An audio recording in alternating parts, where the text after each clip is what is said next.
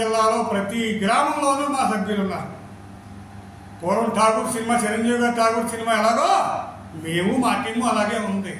అంటే మేము ఎక్కువగా ఎందుకు పట్టించుకుంటున్నారంటే కూటమి ప్రభుత్వం వచ్చేస్తుంది, ప్రభుత్వం చంద్రబాబు గారు బాధ్యత చేస్తున్నారు, పవన్ కళ్యాణ్ పంచాయతీ నుంచి పూర్తి విశదీకరంగా చేస్తారు, పర్యావరణం మీద బ్రహ్మాండంగా చేస్తున్నారు. ఇన్ని చేసినప్పుడు మన పని ఉంటుంది రా అనుకున్నాను మేము.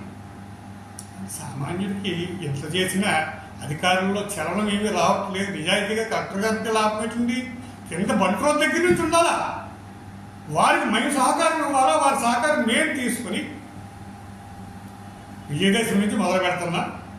కాకినాడ నగరం నుంచి ఇదే మొదలవుద్ది. 13 జిల్లాలకు పాటించేదాకా మేము ఒప్పుకోం.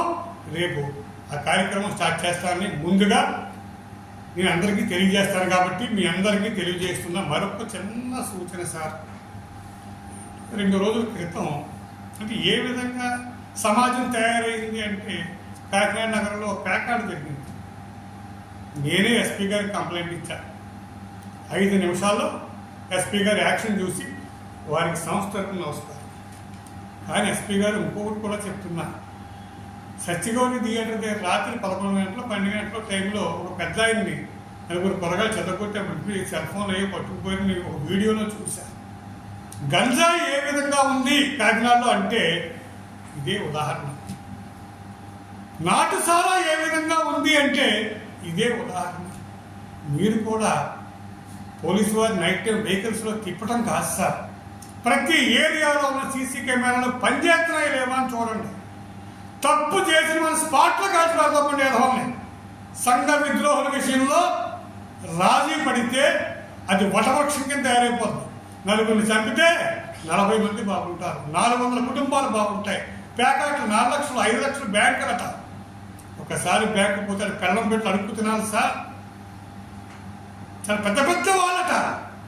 మీకు ఓపుకుంటే డబ్బు ఎక్కువైపోతే సార్ కాస్మోపాలిటీ సిటీస్కి వెళ్ళి ఆడుకోండి.